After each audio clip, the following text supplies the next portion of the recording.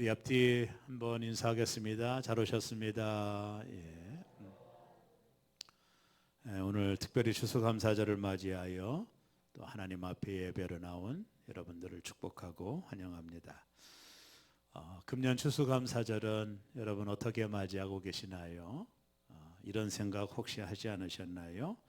금년 한 해는 코로나로 인해서 많이 어려운데 우리가 하나님 앞에 감사할 이유가 있을까? 혹여 이런 생각을 하신 분은 없으신가요? 아마 그런 생각을 하시는 분들도 계실 겁니다. 특별히 소상공인들 또 자영업자들은 상당히 어려운 시간들을 보내고 있기 때문에 그런 마음도 드실 거라고 봅니다. 지난 10월 달, 지난달이죠. 한국교회 안에서 설교자로서 많은 성도들에게 은혜를 끼쳤던 지구촌교회 원로 목사님이신 이동원 목사님의 둘째 아들, 미국에 사시는 둘째 아들이 대장암으로 세상을 떠나는 일이 있었습니다. 이게 지난달에 있었던 일이었습니다. 천국 황송 예배에서 아버지 이동원 목사님이 유가족 대표로 나오셔서 손양원 목사님의 10가지 감사를 생각하면서 자신도 자식을 먼저 보내지만 10가지 감사를 하나님께 드린다라면서 말씀을 하셨습니다. 첫 번째, 아들이 암에서 해방되어 감사합니다. 두 번째, 아들이 하나님의 영광의 나라에 입성할 수 있어 감사합니다. 세 번째, 유머가 있는 아들로 인해 부부가 기쁨을 누리게 해주셔서 감사합니다. 네 번째, 한순간도 불평 없던 그의 아내와 손자를 남겨주셔서 감사합니다. 다섯 번째, 어려서부터 게임을 좋아하더니 게임이사 변호사가 된 것도 감사합니다. 여섯 번째, 아들의 고통을 통해 예수님을 내어주신 하늘아버지의 고통을 알게 해주셔서 감사합니다. 일곱 번째, 수많은 암 환자들과 연대할 수 있어 감사합니다. 여덟 번째, 자식을 잃은 수많은 분들의 마음을 알 수 있어 감사합니다. 아홉 번째, 전 세계 수많은 중보기도자들과 함께 할 수 있어 감사합니다. 열 번째, 아들이 간 천국을 더 가까이 소망할 수 있어 감사합니다. 어떻게 생각하세요?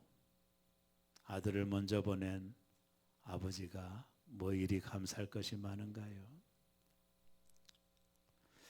자식은 가슴에 묻는다 하죠. 그런 슬픔과 아픔이 있었음에도 불구하고 감사하고 있는 목사님을 보면서 감사란 어떤 조건이 아니구나, 그런 것을 발견하게 되는 것이죠. 오늘 우리가 읽은 본문은 감사에 대한 좋은 가르침을 주는 본문입니다. 한 주간 묵상하면서 저도 큰 은혜를 받았습니다. 예수님은 예루살렘을 가시다가 의도적으로 사마리아와 갈릴리 사이로 가셨습니다. 주님의 의도가 있으셨습니다. 이 지역은 지도를 보면 알다시피 사마리아와 갈릴리의 경계가 되는 지역입니다.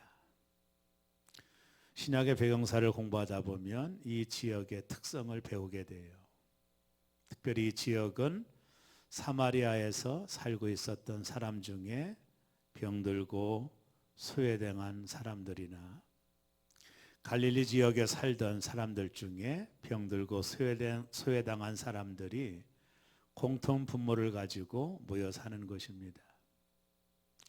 유대의 배경사를 공부하다 보면 사마리아인과 갈릴리 살던 유대인들과는 함께 살 수 없는 혈통적인 이유가 있었어요. 이들이 함께 어우러져 사는 것은 상처받고 고통받고 병들었기에 같은 분모를 가지고 그곳에 사람들이 살고 있었던 것입니다. 예수님께서 의도적으로 이 지역을 방문을 하셨습니다. 예수께서 이 지역을 가실 때 한 무리를 만나게 됩니다. 나병 환자 10명이었습니다. 그 당시 나병이라는 병은 불치병이었습니다. 의학적으로 고칠 수 없는 불치병이었습니다. 더군다나 나병에 걸리면 온몸이 문드러지는 아주 지독한 저주의 병이었어요. 또 레위기서에 보면 이 병에 걸린 사람을 하나님의 저주를 받았다라고 생각을 했습니다. 이 병은 육체의 고통도 고통이지만 정신적으로도 내가 하나님으로부터 버림받았다라고 하는 생각을 갖게 하는 병이었기에 정신적으로도 심각한 고통이 있었던 질병이었습니다. 이 병에 걸린 사람들에게 누군가가 다가가려고 하면 이 사람들은 이렇게 해야 되는 법이 있었어요.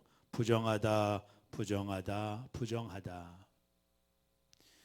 왜냐하면 전염력이 있어서 위험했기 때문에 이들 가까이 오는 사람을 향하여 나는 부정하다, 나는 부정하다, 나는 부정하다라고 말하며 사람들의 접근을 하지 못하도록 만들었습니다. 이건 레위기의 법입니다. 나는 부정하다, 나는 저주받았다, 나는 저주받았다 생각하는 질병이었습니다. 이들이 이렇게 하지 않으면 레위기법에 의하면 돌에 맞아 죽을 수도 있었습니다. 한마디로 이 병에 걸리면 육체적으로도 고통이 있었지만 정신적인 고통은 더 심했을 거예요. 나는 저주받은 사람이라고 하는 이 고통은 육체의 질병보다 아마 더 심했을 것입니다. 예수께서 이곳을 방문하셨습니다. 그것은 예수님의 의도가 있었던 것이죠. 즉 버림받은 곳, 저주받은 곳, 부정한 곳, 절망스러운 것을 주님은 찾아가셨습니다. 이곳에서 한 사람의 놀라운 감사가 기록되어 있어요. 가끔 연꽃이 피는 호수를 가보면 늘 느끼는 것인데 연꽃이 자라나는 호수는 물이 탁하고 매우 지저분합니다. 그 지저분한 그 호수에 뿌리를 내리고 연꽃이 피는데요. 그 연꽃은 보기가 참 아름답고 좋아 보입니다. 이 지역은 마치 지저분한 호수와 같은 지역이었습니다. 소외당하고 병들고 버림받은 사람이 살던 그런 곳에 한 사람의 감사의 꽃이 피어난 것입니다. 감사는 건강한 곳, 풍성한 곳, 부족함이 없는 곳에서 나타나는 것이 아님을 본문은 우리에게 일러주고 있습니다.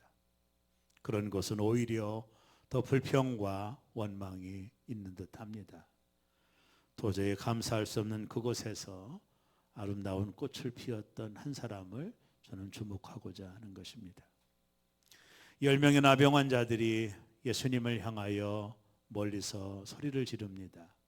우리를 불쌍히 여겨달라고. 이들은 병이 들었기 때문에 사람을 가까이 할 수 없었기에 먼 거리에서 예수님에 대한 소문을 들었기에 우리를 불쌍히 여겨달라고 소리를 질렀습니다. 그때 예수님께서 그들에게 다가가신 것이 아니라 그들에게 이렇게 말씀하셨습니다. 제사장들에게 너의 몸을 보이라. 이 말은 레위기에 보면 문둥병에 걸린 사람들이 만약에 고침을 받게 되면 제사장이 판단을 합니다. 당신은 고쳤다라고 제사장의 판단이 있어야 공동체에 들어갈 수 있었기 때문에 오늘 이 예수님의 말씀은 이런 말입니다. 너희가 나을 것이니, 아니 너희가 나았으니 제사장에게 몸을 보이라는 것입니다. 여기에 참 아이러니한 것이 있죠. 이들의 몸은 여전히 문둥병에 걸려 있습니다. 그러나 이들은 예수님의 말씀을 믿고 순종하여 제사장에게 가다가 기적이 일어난 것입니다. 믿음은 뭘까요? 믿음은 뭐예요? 믿고 가는 것입니다. 그게 믿음입니다. 결과를 보고 가는 것은 과학이지 믿음은 아닙니다. 예수님께서 제사장에게 너희 몸을 보이라고 한 것은 너희가 나을 거라고 하는 것을 말씀하고 계신 것이고 10명의 문둥병자들은 그 말씀을 순종하여 제사장에게 가다가 자신들의 몸에 병이 나은 걸 깨닫게 된 것입니다. 믿음이 그런 겁니다. 믿고 가는 것이지요. 그것이 중요한 거예요. 근데 이 사람들이 믿고 가다가 자신들의 몸이 나은 것을 보고 오늘 본문에 보면 한 사람이었던 사마리아 사람이 예수님께로 다시 돌아왔습니다. 그것이 매우 중요한 표현입니다. 다른 사람들은 다 제사장에게 가든 가족들에게 갔지만 그 한 사람만 가던 길을 돌이켜 예수님께로 다시 와서 감사를 표현했습니다. 오늘 본문은 그것을 설명하고 있는데요. 저는 이 사람이 보였던 이 태도와 이 사람이 가지고 있었던 마음의 태도를 살펴보면서 감사가 어떤 것인지를 한번 살피고자 하는 것입니다. 첫 번째는 큰 소리로입니다. 저는 말씀을 묵상하며 이 단어에 줄을 치고 한 번 정도 묵상해 보았습니다. 큰 소리로. 오늘 누가복음 17장 13절이 그 내용이 나오는데요. 우리 다 같이 한번 읽습니다.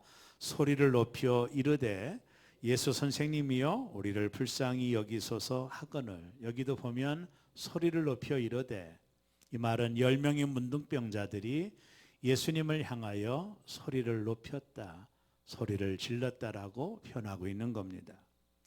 그러고 나서 예수님께서 이들을 고쳐주셨을 때 이제 오늘 누가복음 17장 15절에 보면 다른 이상한 이야기가 나옵니다. 우리 다 같이 읽습니다. 그 중에 한 사람이 자기가 낳은 것을 보고 큰 소리로 하나님께 영광을 돌리며 돌아와. 오늘 본문은 아주 재미난 표현을 하고 있는데요. 몇 명이 큰 소리를 외치고 있죠? 10명인가요? 1명입니다. 이들이 낳기 전에 큰 소리로 외쳤던 사람들이 10명이었어요. 그런데 이들이 낳고 난 이후에는 상황이 완전히 역전됐습니다. 그 중에 한 사람만이 큰 소리로 하나님 앞에 영광을 돌리고 있는 것입니다. 이 한 사람만 은혜를 입었을까요? 그렇지 않습니다. 10명 모두 다 고침을 받은 것입니다. 근데 왜 이 한 사람만 큰 소리로 하나님 앞에 영광을 돌리고 있을까요? 오늘 본문이 우리에게 보여주는 메시지가 뭘까요? 이겁니다. 은혜를 받은 사람은 많아도 감사하는 사람은 적다라는 것입니다. 바울 사도가 자신의 서신서에서 마지막 때가 되면 사람들에게 나타날 현상들을 이야기하며 그 중에 중요한 부분을 이야기하죠. 감사치 아니하고 라고 말했습니다. 오늘 저는 이 본문을 묵상하면서 어떤 생각이 드냐면, 왜 고침받기 전에 10명이 예수님을 향하여 소리를 쳤는데 왜 고침을 받고 난 이후에는 그 비율이 바뀌어졌을까? 왜 한 사람만 예수님께로 찾아와서 감사를 드리고 있을까? 이것은 확률적으로 보면 10대 1입니다. 은혜를 받지 못해서가 아닙니다. 모두 은혜를 받은 겁니다. 하나님의 은혜로 모두 고침을 받은 거죠. 근데 그 한 사람만 예수께 다가와서 예수께 와서 무릎을 꿇고 감사를 표현한 이 본문은 우리에게 주는 메시지가 뭘까요? 은혜를 받은 사람들은 많이 있지만 감사를 표현하는 사람들은 많지 않다라는 것을 이야기하고 있는 것입니다. 여러분은 19명이십니까? 여러분은 1명이십니까? 최근 한 자료에 서울 구급대가 발표한 통계를 본 적이 있어요.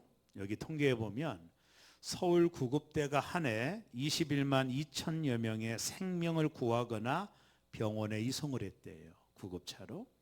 그런데 이들 중 감사를 표현한 사람은 몇 프로인지 아세요? 3%랍니다. 저는 그 데이터를 보고 오늘 우리가 사는 시대가 마지막 때가 아닐까. 3%의 사람만 구급대원들에게 감사하다라는 말을 했다라는 거예요. 사랑하는 여러분, 저는 오늘 본문을 보며 이 나병에 걸린 사람들이 고침받은 것 참 놀라운 일이죠.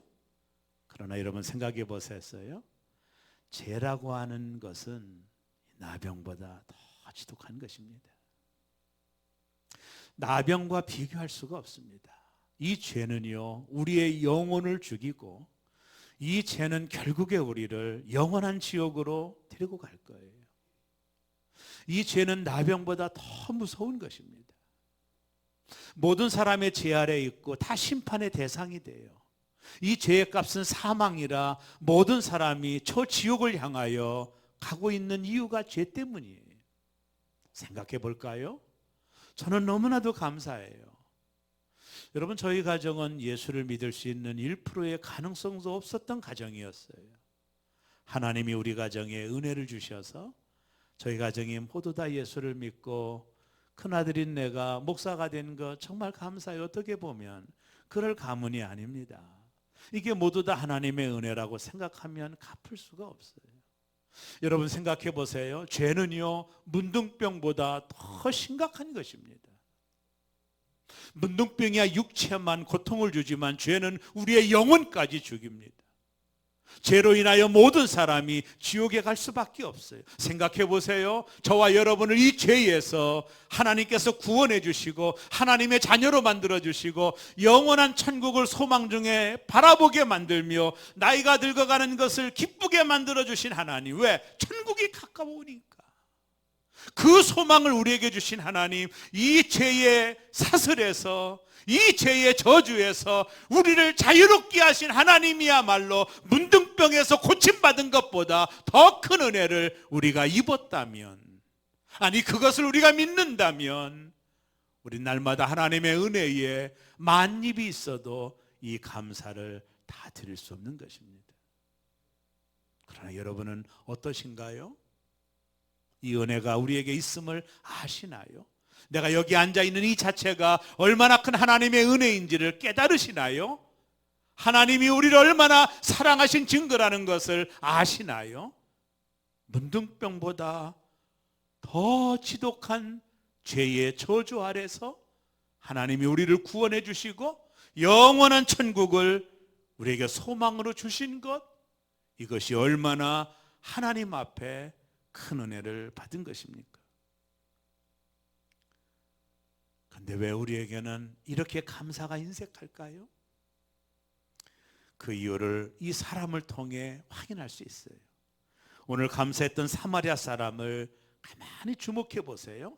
누가복음 17장 15절입니다. 다시 한번 읽어볼까요? 그 중에 한 사람이 자기가 낳은 것을 보고 큰 소리로 하나님께 영광을 돌리며 돌아와. 여기 보면 자기가 낳은 것을 보고 헬라 원문을 가지고 보면 이렇게 해석할 수 있습니다. 자기에게 임한 복을 보았다.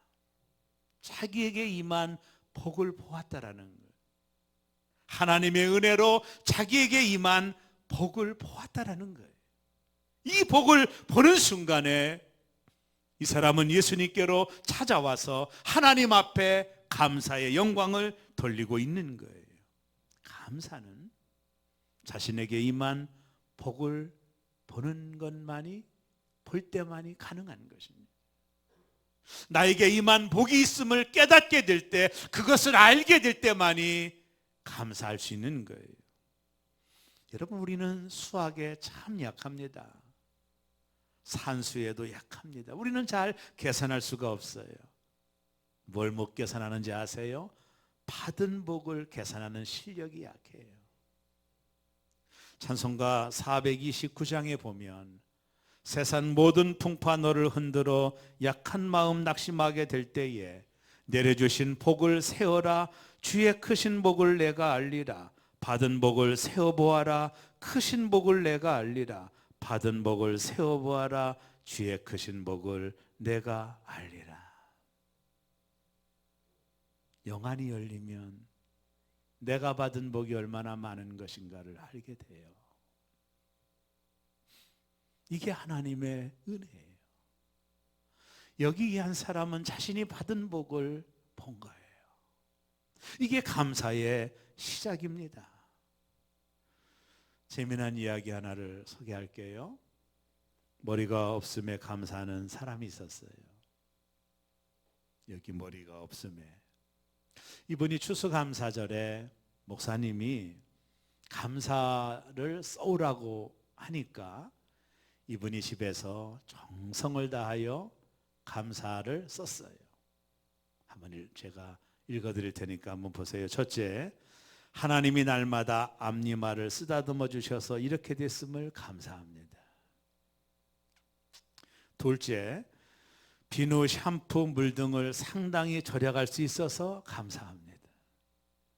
세 번째, 하나님의 수고를 덜어드릴 수 있어서 감사합니다. 왜냐하면 하나님은 날마다 우리의 머리카락까지 세시기 때문입니다.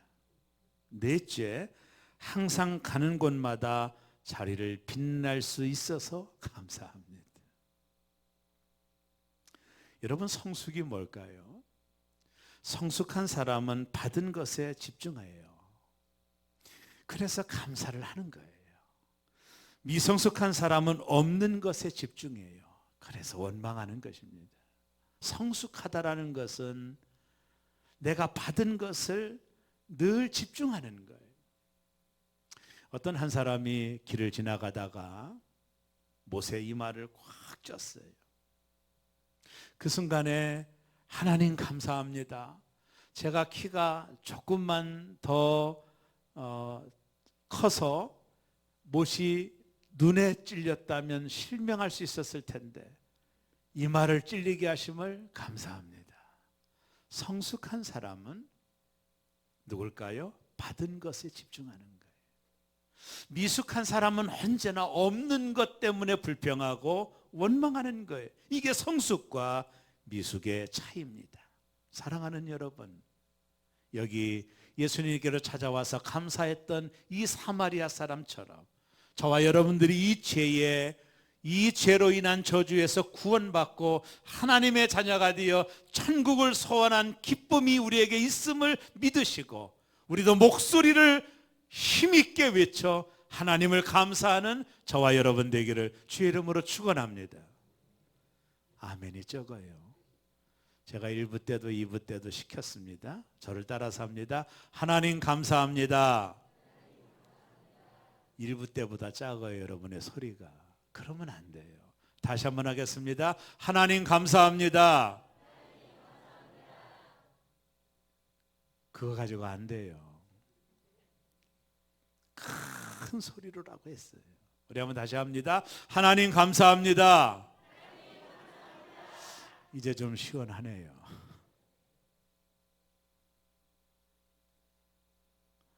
큰 소리로 하나님께 감사했어요. 자기에게 임한 복을 본 거예요. 두 번째, 발 앞에 엎드려입니다. 겸손이죠.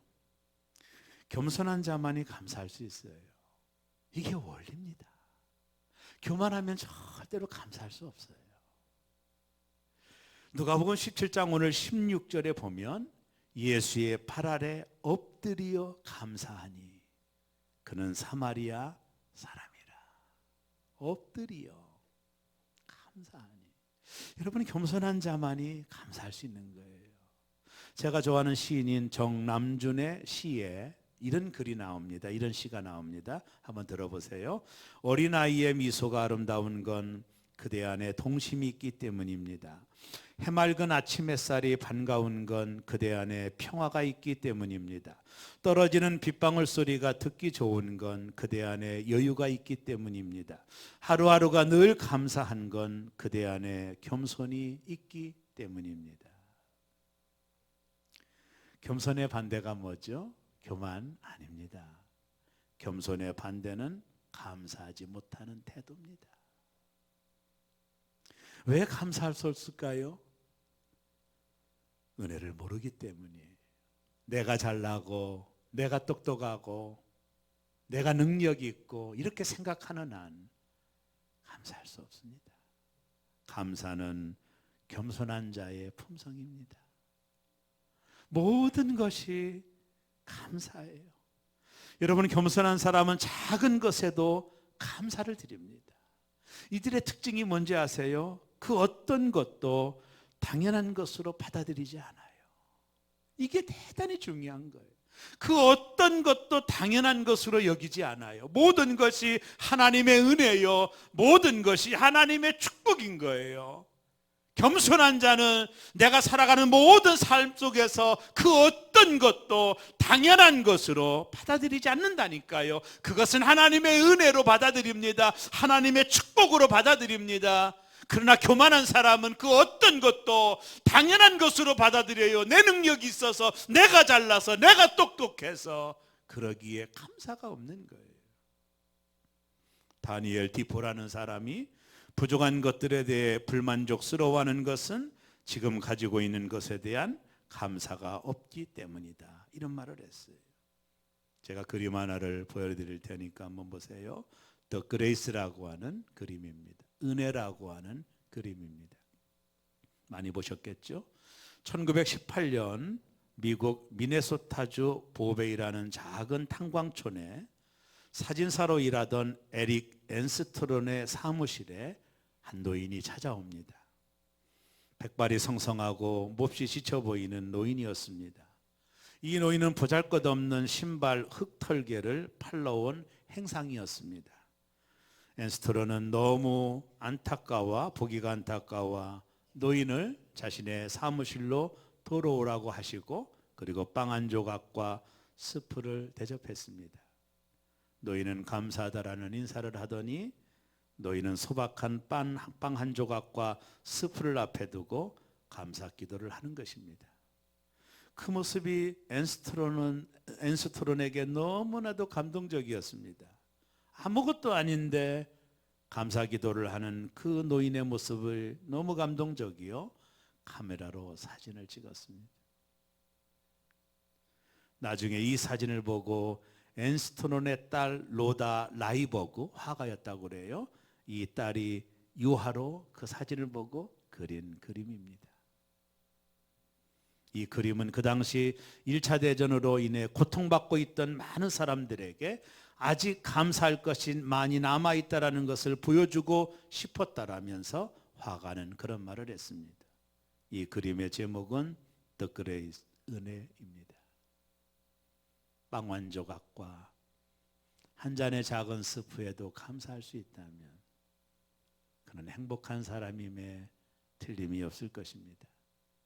지그 지글러가 이런 말을 했습니다. 나는 감사할 줄 모르면서 행복한 사람을 한 번도 보지 못했다. 감사는 행복의 원천인 동시에 행복의 열매가 된다.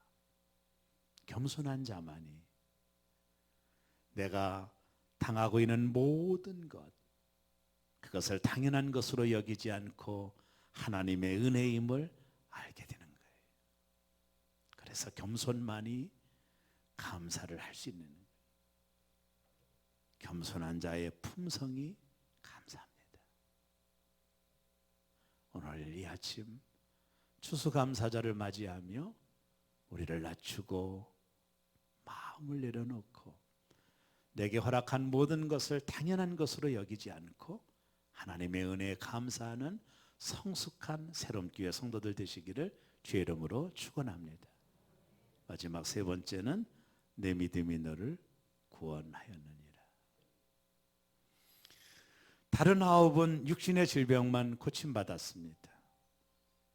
그러나 찾아왔던 사마리아 그 한 사람은 영혼의 구원도 받았습니다. 신령한 복을 받은 것입니다. 다른 9은 이 은혜를 받지 못했습니다. 이처럼 감사는 마중물입니다. 감사할 때 더 큰 은혜가 우리에게 주어지는 것입니다. 이것이 감사의 중요한 특징이에요. 나머지 9은 예수님께로 찾아와서 감사하지 못했던 나머지 9은 기적은 맛보았지만 기적의 하나님은 만나지 못했습니다. 그러나 감사했던 그 한 사람은 기적도 맛보고 기적의 원천이신 예수님도 만난 것입니다. 그리고 영혼의 구원도 받은 것입니다. 이처럼 감사는 또 다른 감사를 우리에게 허락하신다라고 하는 놀라운 특징이 있습니다. 그래서 스펄전 목사님이 이런 말을 했습니다. 불행할 때 감사하면 불행이 끝나고 형통할 때 감사하면 형통이 연장된다.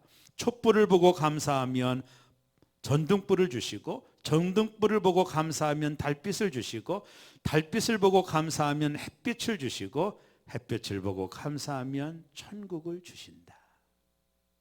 사진 한 장 보세요. 펌프라고 하는 사진입니다. 여러분 다 익숙하게 알고 있는 사진이죠. 저도 경험이 많습니다. 이 펌프가 물을 빼내기 위해서는 마중물이 필요합니다. 이런 종자기 같은 곳에 마중물에 물을 붓고 열심히 펌프질하면 거기에서 이렇게 시원한 물이 나오는 거예요. 감사는 마중물입니다. 내가 날마다 감사의 펌프질을 하면 하나님이 나의 삶에 놀라운 축복들을 허락하시는 것입니다. 이게 놀라운 감사의 원리입니다.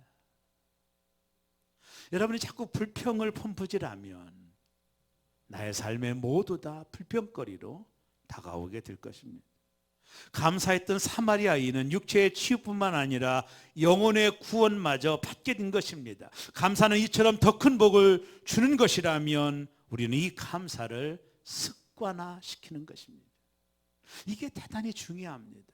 한 번의 생각으로 끝나는 것이 아니라 감사가 나의 삶의 습관이 될 때 놀라운 일들이 일어납니다. 왜냐하면 감사가 행복해지는 습관이고 원망은 불행해지는 습관이기 때문에 내가 감사가 습관이 될 때, 감사가 내 인격이 될 때 우리의 삶에 하나님의 놀라운 축복들을 경험할 수 있는 것입니다. 빌립보서 4장 6절의 말씀을 주목해 보세요. 아무것도 염려하지 말고 다만 모든 일에 기도와 감사로 너희 구할 것을 감사함으로 하나님께 아뢰라. 여기 보면 감사함으로 하나님께 아뢰라. 이 말이 대단히 중요한 말씀입니다.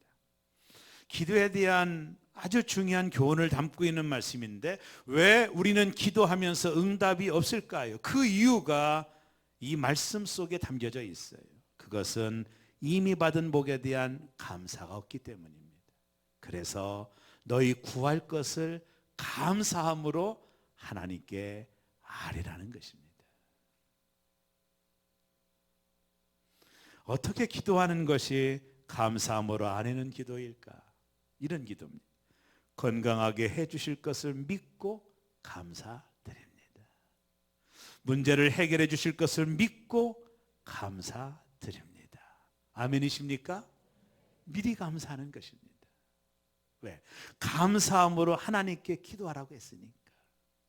우리가 이것을 선행감사라고 해요. 선행감사. 이 기도가 대단히 중요합니다. 여러분 예수님께서도 이 기도를 많이 하셨어요.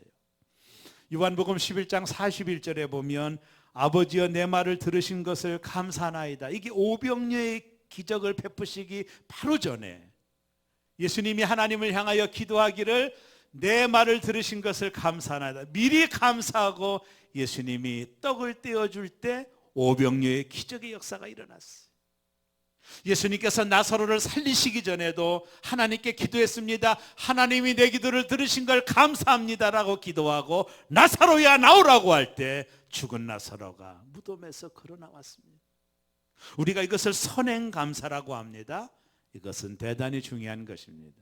감사함으로 하나님께 아뢰라는 것입니다. 이처럼 감사는 하나님의 더 큰 은혜를 가져오는 좋은 습관입니다. 감사가 힘입니다. 감사가 능력입니다. 항상 감사를 말하십시오. 감사의 찬송을 들으십시오. 하나님 앞에 나올 때마다 정성을 다한 감사금을 통해 하나님을 기쁘시게 하는 저와 여러분 되기를 주의 이름으로 축원합니다. 1972년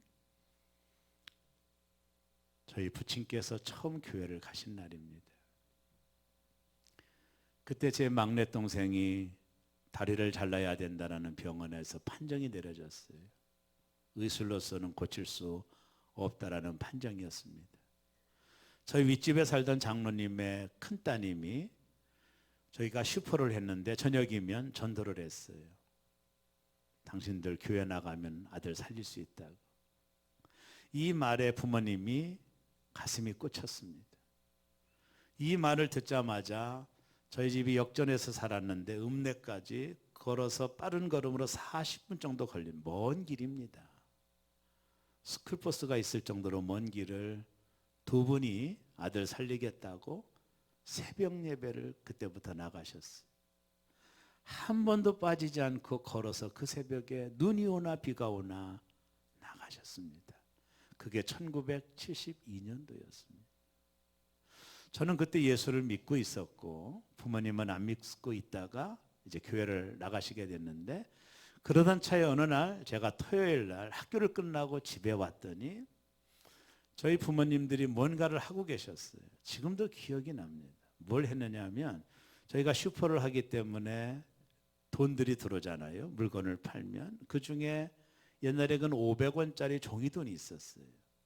그 돈을 이분들이 토요일 날 신문지 중간에다 놓고 다리미질을 하고요. 난 처음에 옷을 다리는 줄 알았어요. 근데 그 500원짜리 종이돈을 다리미질을 하고 계셨어요. 제가 물어봤어요.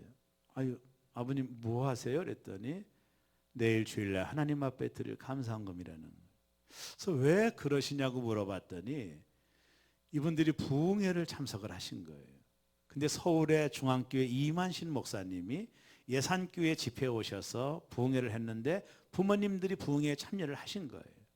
그때 이만신 목사님이 어떤 설교를 하셨느냐 하면, 성도님들 하나님 앞에 정성을 다한 감사 헌금이 필요합니다. 감사는 또 다른 감사를 불러오니 정성을 다하여 예물을 준비하여 하나님 앞에 드려보십시오라고 설교를 들으셨다고 해요. 어린아이 같은 마음으로 그 말을 받아들인 거예요. 그리고 매주 500원짜리를 다리미질 해가지고 봉투다 넣어가지고 이분들이 감사헌금을 했는데 한 주도 빠지지 않고 지금까지 부모님이 감사헌금을 합니다. 주일마다. 그러던 중에 제 동생이 깨끗하게 나았어요. 이게 우리 집의 간증입니다. 그리고 저는 좋은 걸 배웠어요. 저는 지금까지 목회하면서 하나님의 은혜가 많았거든요. 제가 학위를 받을 때도 많은 돈이 들어갔는데 경제적인 어려움 없이 하나님이 다 채워주셨거든요. 제가 어느 날 기도하다가 이런 감동이 와요. 네 아버지의 감사헌금을 네가 누리는 거다. 이런 응답이 왔어요. 제가 이 응답을 듣고 나서 저도 매주 감사헌금을 지금까지 30년 목회하면서 한 주도 빼먹은 적이 없습니다. 왜요? 내가 그 은혜를 받았다면 나의 자녀들에게 그 은혜를 주고 싶었기 때문입니다. 저희 교회가 12군데 선교하고 또 선교사를 파송한 교회입니다. 연말이 되면 한 교회도 감사하다라고 하는 편지가 오질 않습니다. 저는 그때 뭘 느꼈느냐 하면, 가장 힘든 것은 감사치 않는 사람에게 계속 은혜를 베푸는 것이라는 걸 알게 됐어요. 이것처럼 힘든 것이 없다라는 걸 알았어요. 온 교회 성도들이 정성을 다하여 헌금을 드린 것을 선교비로 보내고 후원을 하면 적어도 1년에 한 번 정도 감사 편지를 보낼 수도 있잖아요. 그 감사치 않는 분에게 계속 은혜를 베풀어야 된다는 것처럼 고욕이라는 것을 제가 처음 알았어요. 이게 정말 너무나도 어려운 고욕이라는 걸 알았습니다. 하나님께서 이스라엘 민족에게 아침마다 만나를 주셨어요. 눈만 뜨면 만나가 있었습니다. 농사를 졌나요? 뭘 했나요? 낮에는 하나님께서 구름 기둥으로 그들을 일광욕을 그 뜨거운 열기에 그들을 지켜주려고 구름 기둥을 날마다 보내주셨어요. 저녁이면 얼어 죽지 않으려고 불기둥으로 그들을 늘 지켜줬어요. 근데 이스라엘 민족은 이 모든 걸 당연한 것으로 알았어요. 은혜에 감사하지 못하고 고기가 없다 불평하고 부추 안 준다라고 불평하고 끊임없이 하나님을 원망했어요. 저는 그때 이런 생각을 했어요. 날마다 만나를 주시는 하나님이 얼마나 어려웠을까. 이 불평하고 은혜를 모르는 이 사람들에게 계속 은혜를 베풀어야 주는 하나님의 마음이 얼마나 아팠을까.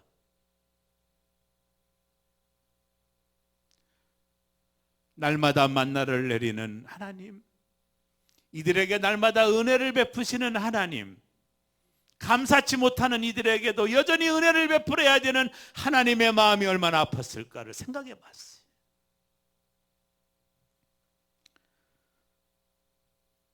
가장 힘든 것은 감사치 않는 사람에게 계속 은혜를 베푸는 거예요. 이건 정말로 힘든 겁니다. 말 한마디라도 감사하다면 되는데 그것이 없는 사람에게 계속 은혜를 베푸는 것이 얼마나 힘든다라는 걸 저는 알면서 내가 하나님을 생각해 봤어요. 여러분, 우리가 하나님으로부터 얼마나 큰 은혜를 받았나요? 근데 그걸 모든 걸 당연한 것으로 알아요. 그러면서 우리에게 없는 것 때문에 불평하고 원망하고 있는 우리에게 여전히 은혜를 베푸시는 하나님이 나를 향하여 얼마나 마음이 아플까? 그걸 한번 생각해 봤어요.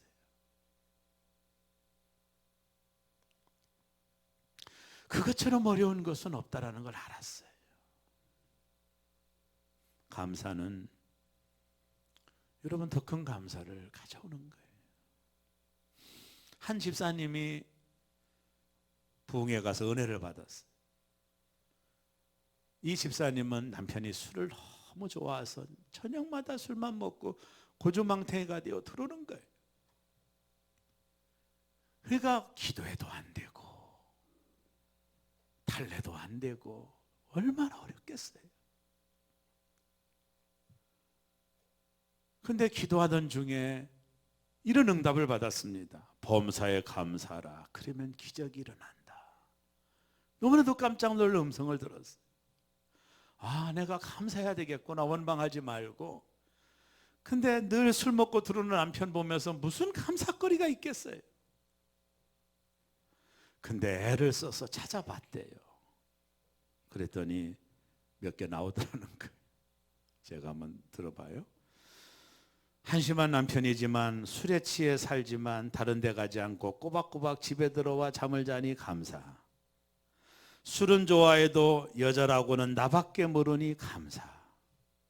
다른 남자들은 술 먹으면 손찌검 하는데 술만 먹으면 그냥 잠을 자니 감사.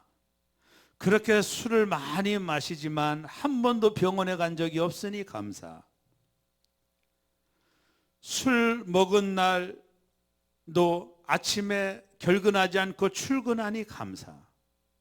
가장 감사한 것은 토요일에 술을 더 많이 드셔서 주일에 교회 가는 것 방해하지 않고 오전 내내 잠을 자니 감사.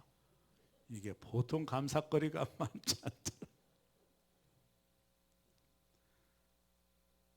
방 안에 앉아 피식피식 웃으면서 감사. 남편 잠자는 얼굴 보며 저놈의 인간 감사하다라고 웃고 있는데 남편이 눈을 번쩍 떴어요. 생각해 보세요. 여자가 방 안에 앉아 혼자 웃고 있다면 돌지 않았던가 문제가 있는 거예요. 서늘한 기운을 느낀 남편이 여보 왜 그래? 여보 왜 그래? 그랬더니 아내가 말합니다. 여보, 당신과 사는 것이 너무 감사해서 그래요. 남편이 눈물을 흘리며 여보 미안해. 내가 술 먹고 당신 속을 그렇게 썩였는데 나와 사는 것이 감사다니. 나 이제 술 끊고 새로운 교회 나갈게.